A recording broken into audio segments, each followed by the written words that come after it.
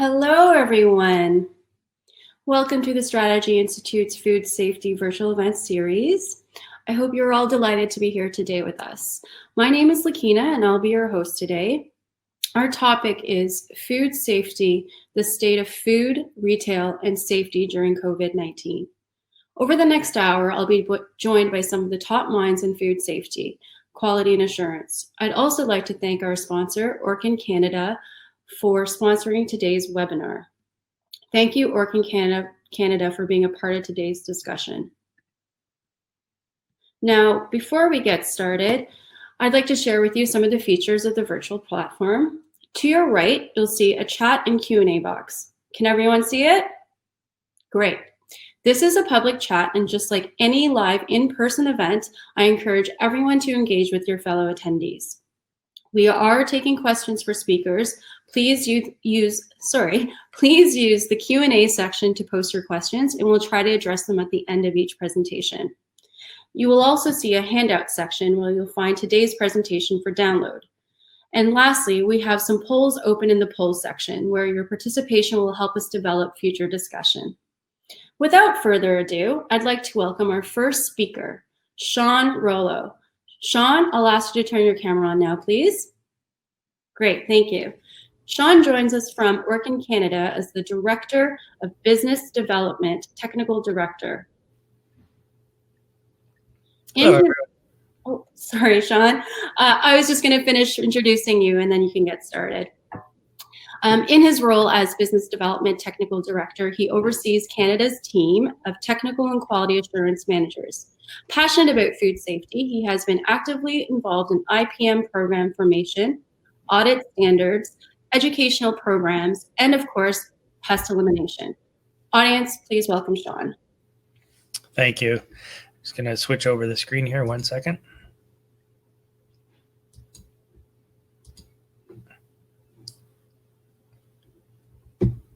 Okay, and is that working, Lakina?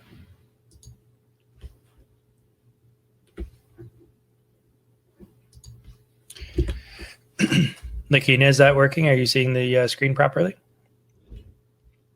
It's just loading, Sean. There we go. Great. Well, thank you again for having us today to speak about coronavirus and pests and what this whole new normal is all about and how it affects us all in the food and food retail sectors. So we're going to do a little bit of an overview about what coronavirus is. I want to state right off from the start that I am not a medical professional. I'm not a doctor. So a lot of what we're seeing today is information that's been gathered and put together for the presentation from various other professional minds that are out there when it comes to the coronavirus or the medical side of this particular presentation. So, of course, we hear a lot about COVID-19, and I think sometimes we interchange COVID-19 to mean virus when really COVID-19 is the disease or the result of having the SARS coronavirus 2. So the SARS coronavirus 2 is what's causing the COVID-19. So colloquially, I think a lot of us just call it COVID-19, and it might be just a bit of a misnomer. But we do have this virus that is certainly causing a lot of concern. And I think everybody on the webinar today is certainly fairly well educated on what it is and how it came about. And so this is just going to be a bit of an overview. It does belong to a group of related viruses known as coronaviruses. And coronaviruses are not new. In fact, the very first human coronaviruses were discovered back in the 1960s. And even before that, there was animal coronaviruses discovered in the early 1900s. So this grouping or family of viruses is not new. However, this SARS coronavirus 2 is a new form of coronavirus. And obviously, the effects on human health have been quite staggering, something that none of us have seen in our lifetimes. And we keep hearing these comparisons to, well, the Spanish flu, which was way back in the early 1900s. Could this be similar? And really, the jury is still not out on that because we have not yet seen the full effects of this COVID-19 disease and how long-term it may affect things.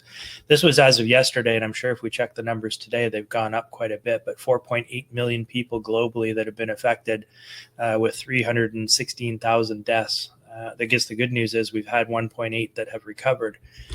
If you're joining us from the United States, we're at 1.5 million cases and over 90,000 deaths that have been related to it, with a lower recovery, 346,000. And in Canada, we're at 77,000 cases, just under 6,000 deaths, and 38,000 recovered. So this is definitely something that we all need to take very seriously.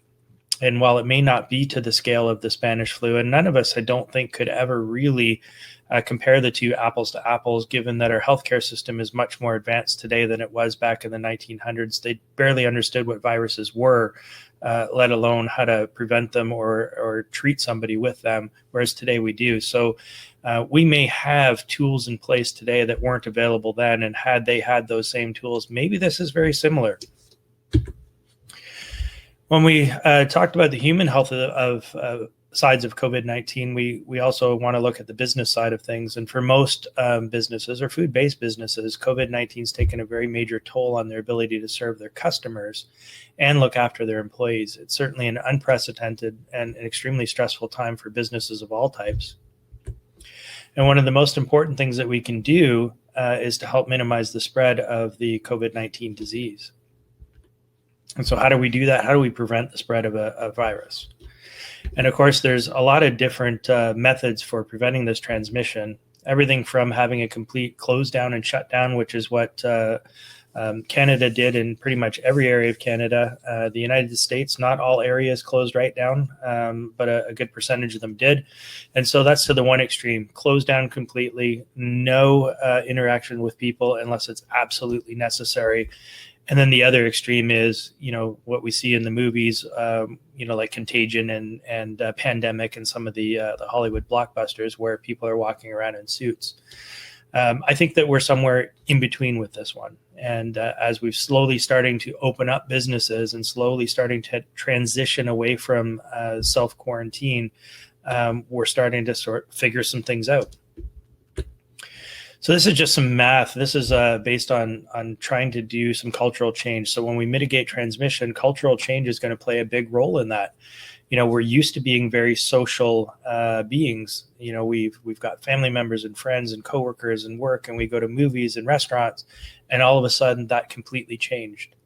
So this graphic here is the math behind social distancing, and this is from zerohedge.com, who did a mathematical analysis, a study of what would it look like with the social distancing beforehand as well as after, and looking at some of these results. And so on day one, somebody with COVID-19 that has the potential to spread, if there's no social distancing, after 30 days, 406 people are infected. Where if we do a 75% reduction, so quite a bit of social distancing, but not 100%, that same 30-day period would have 2.5 people infected. So a very huge difference, which is why countries around the world were taking steps to completely shut businesses down and ask people to self-quarantine or self-isolate, and then maintain as much social distancing as possible to flatten the curve. And what we're seeing appears to be working. If you look at the numbers in Canada, the numbers are certainly coming down. Where I'm residing right now, I live in New Brunswick, in the Moncton area. We have currently 0 cases of COVID-19, which is just wonderful. I think New Brunswick has been one of the leading areas or provinces across Canada with mitigating or handling this, and there's probably a lot of factors that are involved, but we did shut things down very quickly here in New Brunswick, and by and large, people were adhering to it, and the numbers are speaking for themselves. So with this cultural change, there's things like working from home. And, here I am today. I'm broadcasting this webinar from home today, when normally I would have been doing this from my office. And so I think that we're all adapting to this new normal of conducting business. A lot of you are probably joining from home as well, when you would have been in your boardroom or training room at your food processing facility or your restaurant training room or wherever it is, a grocery store. We're being asked to go out only for essentials, go out for groceries, go out for things that you need. But if you don't need it, refrain. And then, of course, being 6 feet or more apart. And that or more is really important. 6 feet is the minimum, but more is better. We can help mitigate transmission through personal protective equipment. And there's a lot of different information out there on PPE and what is good, what's not. Do you need gloves? Do you not need gloves? Face shields or goggles, gowns, masks, and what kind of masks? So let's dive in just a little bit more on the mask side of things, because that tends to be the thing that I get asked the most questions about is, which mask is right? Certainly this isn't the right approach, but, we do have people out there that need some educating on which mask and how do you wear it. So this is just some very basic differences between these various masks. And I know there's some handouts later on, and I'll just quickly run through it. So everything from a cloth face covering, which might be homemade or store-bought, up to, say, an N95 or a KN95, and I'll explain the differences between those in just a moment. We're not going to talk about respirators with cartridges that screw on that you would see painters or auto body workers wearing, although those are a possibility and would have a higher efficacy than perhaps an N95, but it's just not realistic in this particular situation. I think people are having a hard enough time trying to find surgical masks or N95 masks, let alone something that has some cartridges to it. And again, just not practical. So when we look at a cloth mask, there's very, very low filtration that happens with a cloth mask. And you're going to get some, but it's not meant to filter out particles. And when we look at virus molecules, they're considered particles. And so it's not doing a hugely effective job of filtering these particles out. One of the other concerns, and this is, up for debate, I've read a number of studies on both sides of this particular argument about whether cloth is okay or not okay. Some of the studies are suggesting that, yes, it is good, and you should wear that as an alternative to nothing. And because it's reusable and washable and so on, it makes sense to do so. There are other studies out that are showing that the cloth holds a high level of humidity and moisture, which can actually cause virus molecules to multiply quicker, as well as house bacteria, which may in fact be worse than not wearing a mask at all. So depending on which studies you read, you're going to get some differing opinions on whether or not a cloth mask is something that should be used. And so when you're starting up your business or getting into developing some protocols around PPE that must be worn, you got to really do your homework and decide what's right for you and your business, your employees and your customers. Moving up one step would be a surgical mask or a mask like the one pictured that may not be deemed surgical. So the difference between surgical and non-surgical really comes down to whether or not it's in a separate package that has been sterilized. So when we talk about for dentists or for doctors and surgeons, they're ordering masks that have been sterilized and then sealed in packages so that when you open it, it's not been around any other molecules or potential pathogens or anything like that. It's sealed in these bags. When you get a surgical mask that is not rated for surgery or not sterilized, they will often just come in a box and they'll be loose. And so those are not something that we worn in those cases because there's the potential for cross-contamination of one user going and picking something out of that box or being in an environment where something may get on the mask itself. So those are really the differences between the two. So if you are shopping for a quote-unquote surgical style mask like you see in the middle photo there at the top, that's the difference between the two. In terms of filtration, they should be very similar. It's just whether or not it's been sterilized and put into a separate container. Then we move up to the 95 mask, and there's a KN or there's an N95.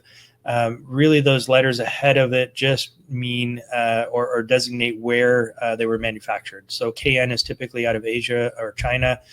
N95 is typically North American designation. The letters don't mean anything. It's the number that's important. So 95 means it filters out 95% of particles. And so it is going to be slightly better at filtration than a surgical style mask. And of course, it's got the nose clips, and the surgical ones do too. Some of them do have a bit of a nose clip to pinch it a little tighter to create a better seal. But overall, an N95 or a KN95 mask is going to seal tighter and better than a surgical mask.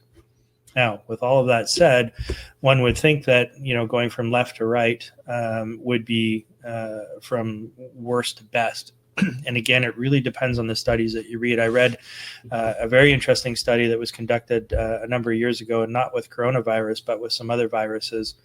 And they used hospital workers all across North America in this particular study. And they had some wearing surgical and some wearing N95 masks, and then tracking them to see what was the rate of infection within those workers.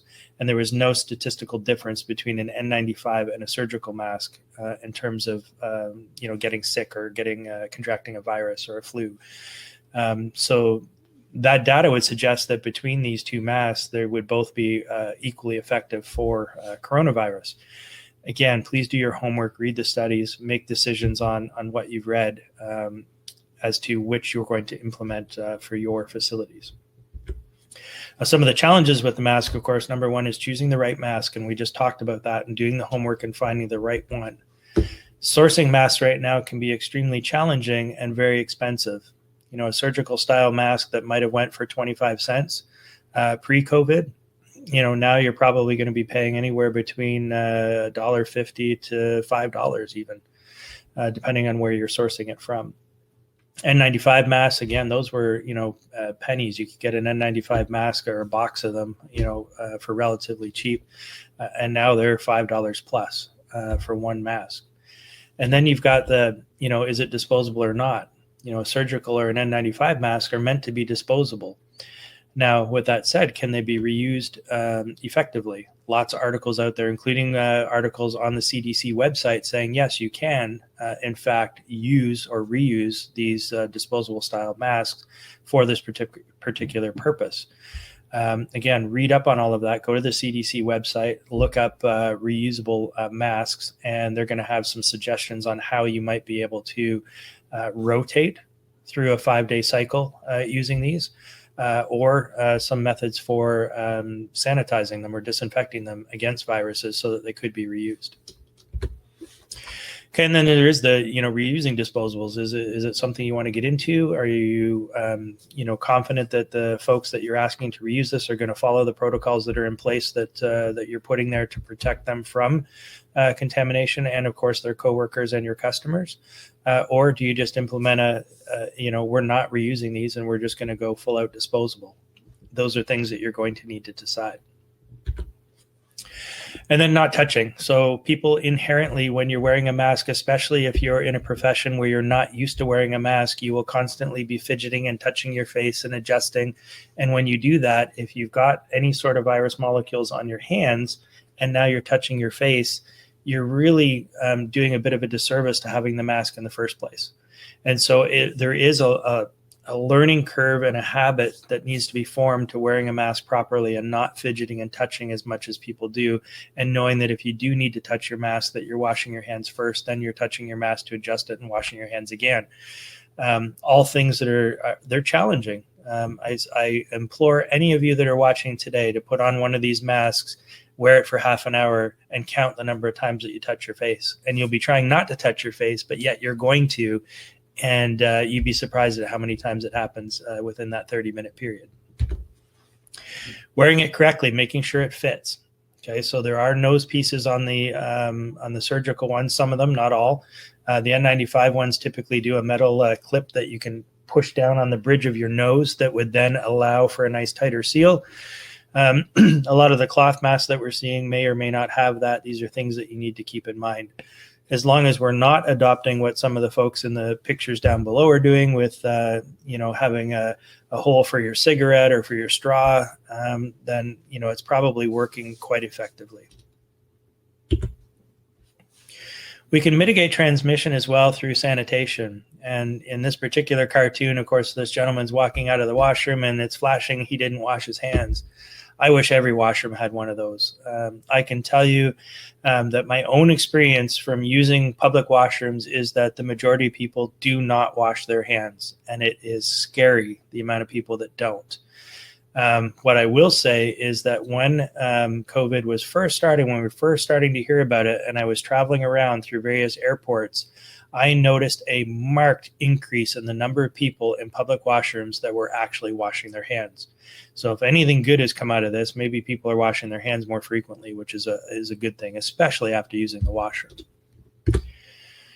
And when we talk about sanitizing or cleaning, I think myself included, before I really started diving into all of this as a result of COVID-19, I would interchange a lot of these words: clean, sanitize, disinfect, sterilize, when in fact they're all very different, and they are different levels of clean.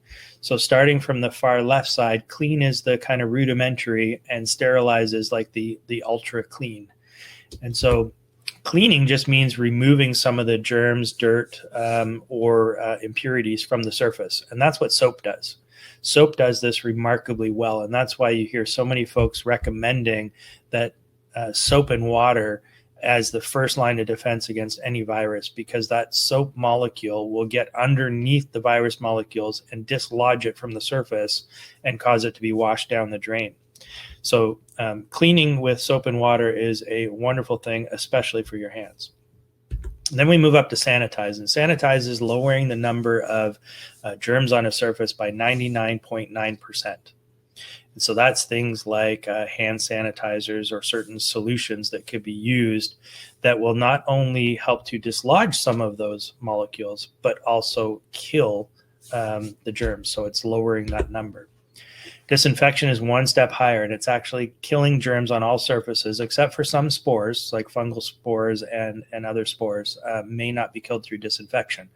But you're at 100% rate, or as close as you can. It's 99.99%.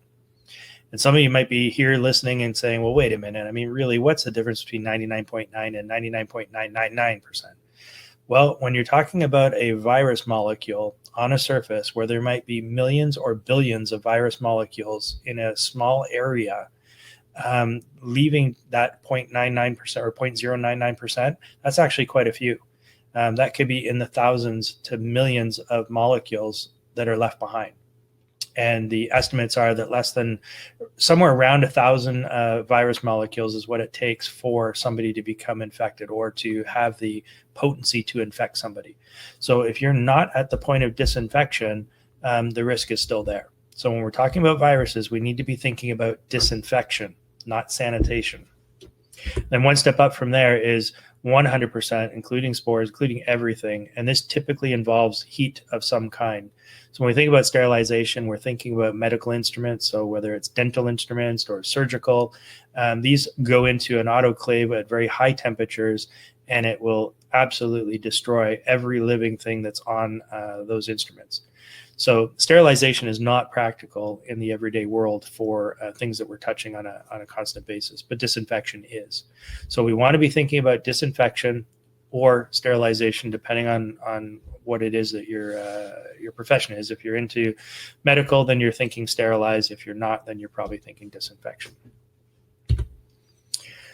So looking for the appropriate disinfectants is challenging too, because right now, the SARS coronavirus 2 virus is too new. It's not on any product label yet, not in North America, not around the world. And that's simply because it's too new. It has not yet gone through all of the testing and the regulatory bodies to be able to be printed on a product label.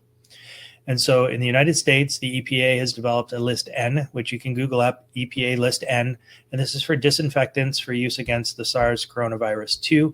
And all the products on that list are meeting the EPA's criteria for disinfection against this particular virus. And in Canada, Health Canada has a similar list. It's called Health Canada's list of approved disinfectants for emerging pathogens.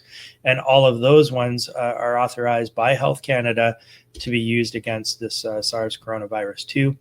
And so do your homework. Please make sure that the product you're using is on one of these two lists. If you're in the United States, check the EPA. If you're in Canada, check the Health Canada site. And again, you can Google those terms and it will pop up, and you can check the product name. You can look by the DIN number, the drug identification number, or the product name. You can also look by manufacturer and sort through these lists to see, is the product that we're using in our facility meeting the appropriate standards. When you are choosing a disinfectant, there's a lot of considerations. So what are the active ingredients? So take a look at the product. What are they? Okay, this is going to be important. How long does the product need to stay in contact with a surface in order to kill 100% of viruses? And again, when I say 100%, I am doing a bit of rounding here. Almost every product label that I'm aware of on disinfectants will say 99.999%. So what is that contact time? Some of them are a minute, some are 5 minutes, some are 10 minutes, and some are longer than 10 minutes. And so depending on what it is that you need in your facility, let's say that you're a grocery store chain and you're wanting to disinfect the conveyor belt at the cash register as each customer passes through. Well, something that requires a 10-minute contact time is probably not going to be effective for you, because in between each customer may be, less than a minute.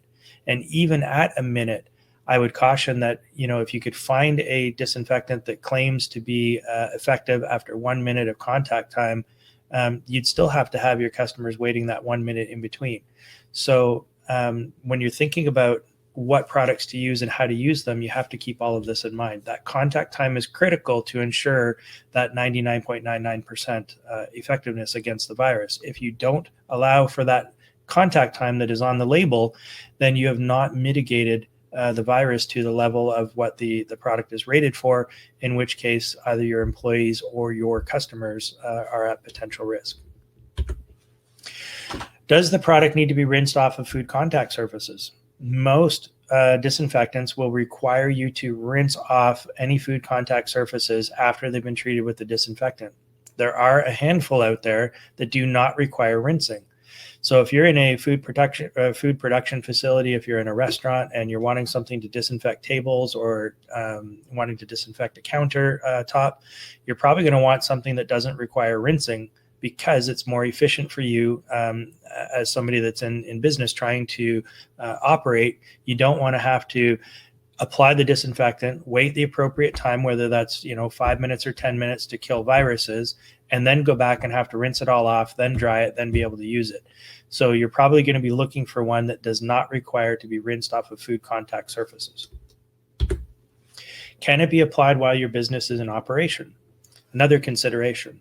Almost every disinfectant that's out there should be able to be applied while you're in operation. Most that I have seen do not have any specific PPE recommendations for breathing in or touching or whatnot. So it can be applied to a surface while there's somebody in the room, for example. Now, it may be something that you don't want to do just from a optics sort of standpoint. Applying a disinfectant correctly is going to require potentially just a wipe down on smaller surfaces, but on larger scales, maybe if you're talking about the entire restaurant or entire food production facility, it may require some foggers or misters. And that's not something you're going to want to be doing while your customers are in and around the area. It'd probably give them quite a scare. And so, you have to take that into consideration when you're figuring out, which products do we use and how do we go about using them. And then, will it corrode electronics?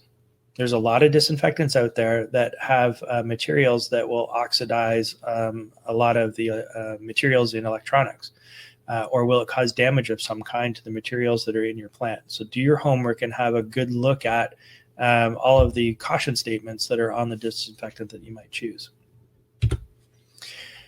Then once you've chose this disinfection solution that you're going to use, are you going to do it in-house where you're going to have your staff going around and doing it, doing the disinfection, or are you going to look at potentially hiring somebody? Okay, Orkin Canada does offer a service. We do disinfection, and we've been doing this for a number of years. We're a pest control company, first and foremost, but whenever we've had a bad rodent problem or a bad pest problem, as you can imagine, we need to disinfect that area afterwards. And so when we've solved a pest issue, often we would come in and disinfect that area after the treatment has been completed. So this whole notion of disinfecting at a high level is not something that's new to Orkin, but now we're looking at it in a different light. So instead of just after a pest infestation, we're now doing it as a service for disinfecting viruses.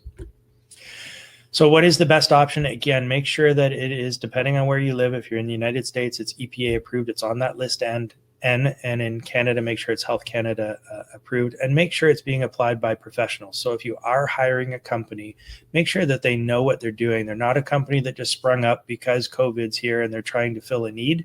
They've got experience with this level of disinfection. And again, I can't stress enough the difference between disinfection and sanitation. So the company that would have been coming as your janitorial service that comes in and mops some floors and wipes some desks down, that's cleaning at its best. It's not even sanitizing, it's cleaning. Sanitizing, they might come in and they'll wipe down the toilet seats and everything, and they might be sanitizing at that level. But are they at the level of disinfection, and do they understand the differences, and do they have the mindset to be as meticulous as it takes to actually solve an issue like this, to come and do a disinfection service? So if I encourage all of you, just look around at where you're sitting right now, at all of the surfaces that you might touch. All of those need to be wiped down with a disinfectant, and they all need to be kept in contact with that disinfectant according to the label. So if that's a 5 or 10 or 20-minute contact time, they need to be kept moist for that long.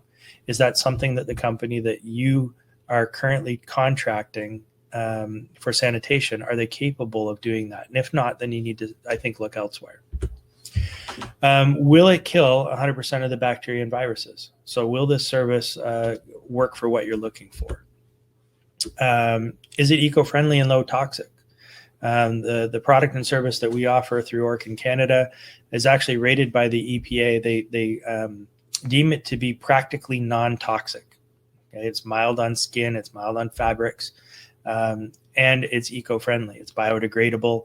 It has no VOC, so no ozone harming chemicals of any kind. These are things that you're going to want to look for.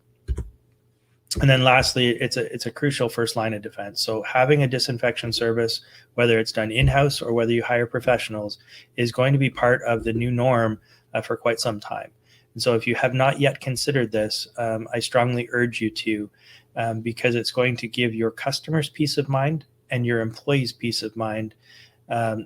Those are kind of the two things that are important, but probably the most important is that it's going to help to continue to flatten this curve with COVID-19 and allow us to continue progressing towards getting back to that normal. If you have customers in and out of your place of business and you're not doing some sort of disinfection service, then you are potentially part of a larger problem that is going to prolong or worsen what we're seeing with COVID-19. So let's all be part of the solution. So we talked a lot about mitigating transmission. And so we've talked about PPE, we've talked about cultural changes, we've talked about disinfection and how important that is. One of the key things that's going to be driving all of this is the protocols that you develop for your place of business. And you need to have a written protocol, and all of the employees need to understand what that protocol is and what it involves. So, you're going to have to sit down with your team, if you haven't already done so, and develop a protocol around pathogens, around viruses in mind, and in some cases, maybe even a pandemic protocol. And so keeping all of these things about being healthy and clean, disinfecting, social distancing, pick up and delivery versus perhaps coming into the restaurant. And I'll give you an example. I went into a takeout restaurant. It was a regular restaurant, but they're only offering takeout services right now, which is most places are like that. Some are starting to slowly open depending on what province that you're in, and they're allowing for tables to be spaced out for people to sit in the dining room. This one that I went to was a takeout restaurant. Where they were only allowing takeout. So I placed my order by phone. I arrived, and when I arrived, I went to go in. Unfortunately, they don't have much of a waiting area. So then I looked inside, and there's probably a dozen people all crowded around a very small little vestibule lobby area of this particular restaurant, which is all they were opening up to the public. This is probably not the best approach, because you've got people within a foot to 2 feet of each other, not social distancing. There's one other person besides myself that was wearing a mask, and you're all in close proximity. So I leaned in and I just said, "Hey, I'm, Sean, I'm here to pick up my order. This was my phone number. I'm going to be out front here. When it's ready, please bring it out to me, because I'm not comfortable coming in." So if you're a restaurant, I think you really need to think about that in terms of, do you have the space to allow for pickups when that might not have been a normal part of your business prior to COVID?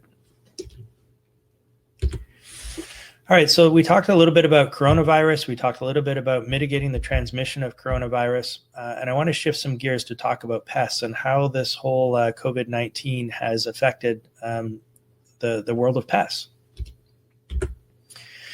So one of my favorite lines, and it's not my quote, I stole this from somebody, probably almost 20 years ago, and I can't recall who, but they wisely said that the pests out there don't read the Wall Street Journal. They don't read the Financial Post. They don't care what the economy is doing. For pests, they're innately wired to look for food and shelter and water. If they can find those three things, they're going to persist and they're going to do quite well. Well, in an economic shutdown where we literally closed businesses large scale across Canada and the United States for long durations. I don't know about you, but my daughter has got a little tally going about the number of days that we've been out of normal, where she's not been at school. She's not had a normal life. And I think we're at day 65 now. So it's been over a 2-month period of time that things have been disrupted. Things have changed. So the impact on pests, and like I said, many businesses have been closed. And if they haven't been closed, then maybe they're down to reduced output. Whether that's food processing or whether it's restaurants. And when that happens, cost-saving measures are always implemented. Okay, you can't have businesses closing or reduced hours or reduced production and not look at how do we save some costs elsewhere? How do we change things? And this can often result in reduced staff, whether that's furloughs or layoffs. Reduced maintenance a lot of times happens. So if there was a budget to go and fix all the doors on a food processing facility, that might have got put on hold. Reducing sanitation. Now, interestingly enough, I think we've reduced the sanitation perhaps in some regard, but we've increased disinfection, which is having two very different results.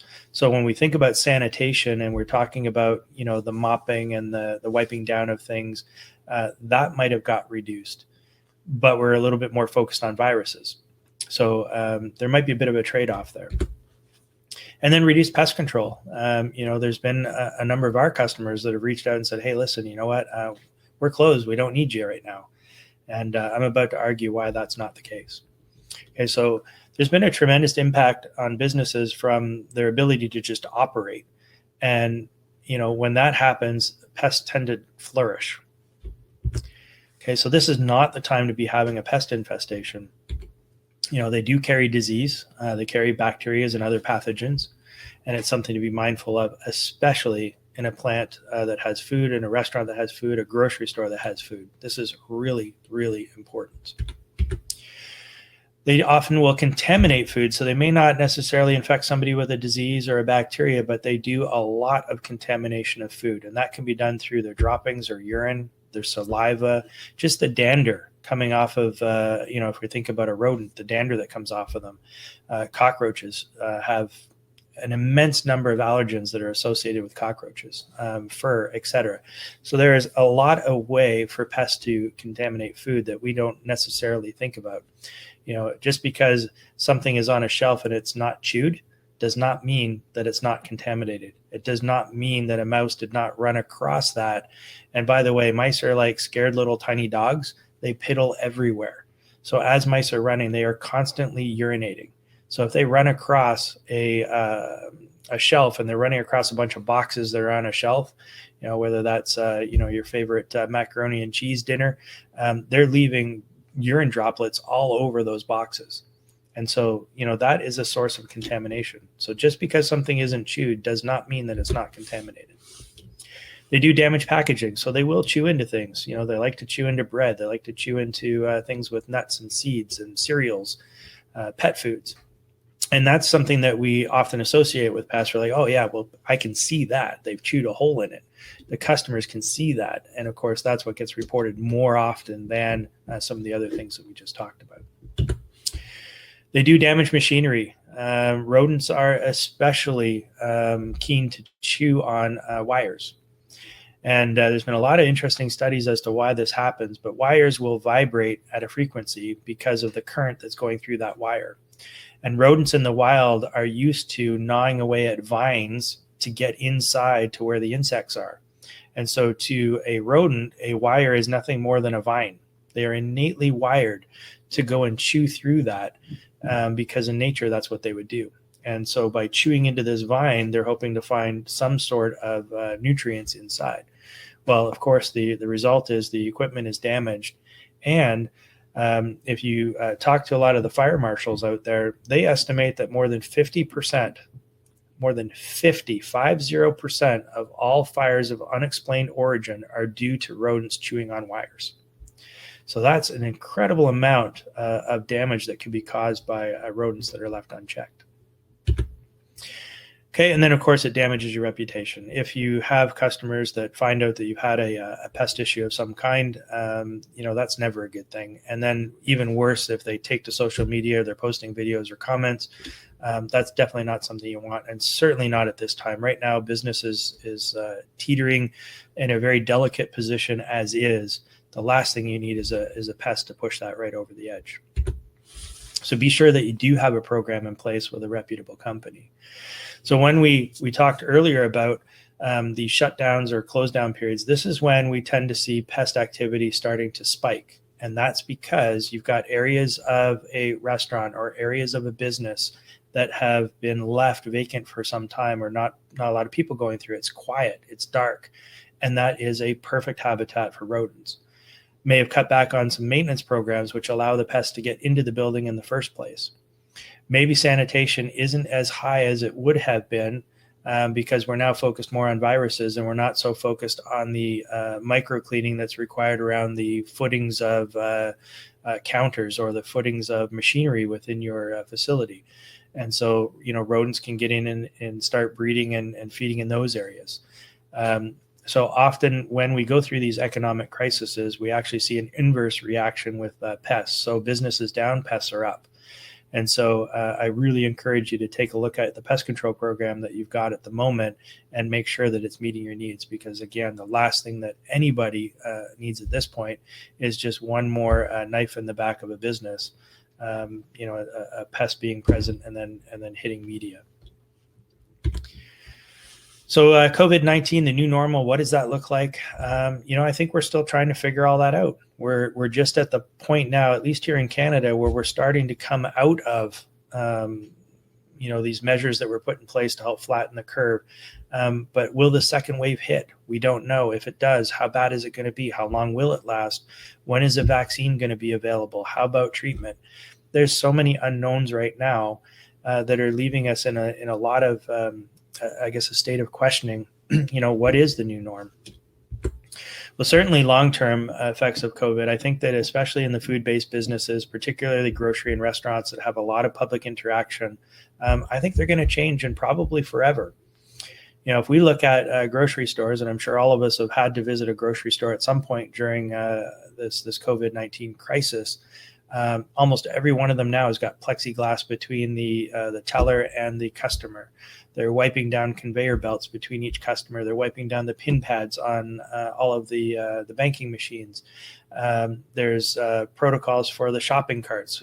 There's sanitation stations that are right at the front entrance of every single grocery store that I've visited in the last little while, where hand sanitizer is available, as is soap and water.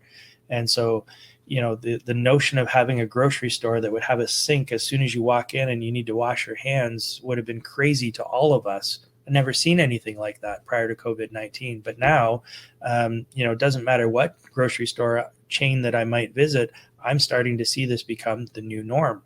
Is this going to go away? So COVID-19 is solved, and maybe it's a year from now, 2 years from now, do things start to revert back? Or are we just going to be very well prepared for the next one, in which case we're doing everything possible proactively by leaving these measures in place, even after COVID-19 is gone. And I do think that a number of businesses are going to continue with these practices because it just makes sense. Social distancing, is it going to persist for months or years or longer?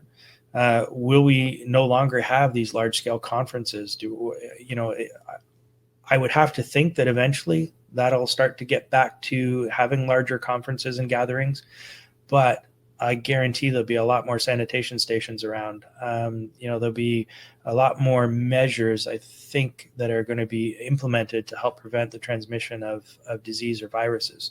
And so these are things that even after COVID is gone, that I think will be mindful of planners and organizers of these types of events. PPE, is it going to be part of everyday life? If you look at a lot of areas in Asia, it's not uncommon for people to be wearing surgical or N95 masks, and that was before COVID-19 even happened. You go to certain areas, even within Canada, and you watch certain cultures, personal protective equipment like masks is just part of their normal life. Is this something that we're going to see more and more throughout all of society? Whether you live in Canada, North America, whether it's in Asia or Europe, will we all start adopting this? And I think to some degree, the answer is probably yes. I think that even after COVID-19 is gone, if somebody is feeling slightly ill, they will be more apt to wear a respirator type mask like an N95 or a surgical mask if they're going to go out in public, because they know that it's going to help to prevent somebody else from getting sick. And then sanitation and disinfection, they're not the same. We talked about that earlier. And I think that as this progresses, people are going to start to fully appreciate those differences and then change their behaviors accordingly. And then I think a lot of protocols are going to be in place. And that's not just in food-based businesses, which we're talking about here today, but I think in businesses in general. So whether you go to a movie theater, whether you're wherever, they're all going to have protocols that are going to be mindful of viruses and future pandemics. And as I said before, pests are flourishing in times of economic crisis. So if you're not keeping pests in mind at this time, thinking, well, you know what, we've got less customers, there's less food, so we don't have any pests. No, that's probably not the case. So please take a look at your pest control program and make sure that you're maintaining that during periods of time like this. So with that said, I will wrap it up there. I've left my contact information here on the screen. If you have any questions, you can certainly reach out there after the presentation has been finished. And I think there is a method here as well to answer some questions, correct? Hi, Sean. Thank you for a very informative presentation. We do have one question from the audience, from Nasser. What cleaning agents, chemicals of disinfectants are recommended for food operations? Overall fogging or deep cleaning? Looking for specifics on applications. Is it peroxide or quartz or any other chemicals with concentration if possible? Okay, so great question, Nasir. Really what I encourage you to do is go to the Health Canada website, go to Health Canada approved disinfectants, and do some homework on that site first and foremost. For me to recommend what you should be using in your facility, every facility is going to be a little bit different. So do you use something that is a quaternary based or a dual quaternary based? And if so, is it a first generation, fifth generation? Are you using an AHP, which is an accelerated hydrogen peroxide, which I think is what you were referring to? It really depends on what you need for your business. There are a number of disinfectants out there. A lot of companies manufacturing them. If they're on that Health Canada website, they are effective against SARS coronavirus 2. That's the most important factor. The next most important is how is it going to affect your day-to-day operations? So if you're in an environment that has food, does it need to be rinsed off of food contact surfaces? And if you're okay with it being something that has to be rinsed, great. You've got a lot more options. If you don't want to have to go and rinse everything after you've applied it, then you need to start looking for ones that would be a no rinse off of food contact surfaces, which will narrow your selections down even more. And then from there, you can look at, well, is it safe for the electronics? If there's sensitive computer equipment in the production facility, if it's a food processing plant, for example, will it corrode some of those components? And if the answer is yes, then that's probably not a product that you want to use. No matter what product you choose, you need to follow that label in terms of contact time. And so if it's a 10-minute contact time, which is the most common denomination is 10 minutes, That's the most common that's out there. Then you have to keep that in mind. There's lots of studies that have been done that if you just take a misting bottle and you mist a surface and you walk away, it'll dry before 10 minutes, which means you've not met that 10-minute window. And so it's important that it either be remisted or wiped first and then misted. These are things that you're going to need to take into consideration. And then if it is a small scale application, like you're doing some doorknobs or light switches, completely different than if you're doing a larger space that might require a mister or fogger type application. So you need the equipment that can produce micro droplets. There's a lot of foggers and equipment that are out there that are going to produce droplets that are far too large. And if that happens, you're not going to get the even coating on the surface of whatever it is you're trying to treat for viruses. You're not going to get a nice even coating where you've got 100% of the surface covered. Large droplets will form little pools and you're going to get gaps in between. So the equipment that you use to apply it is extremely important. So hopefully that answers the question. And if not, feel free to reach out after the presentation. Any other questions? We have time for one more question from the audience. If anyone would like to post in the Q&A, just give it a minute. Okay, I think we'll wrap that up. Thank you again, Sean, for joining us today, and thank you again to Orkin Canada. You're welcome.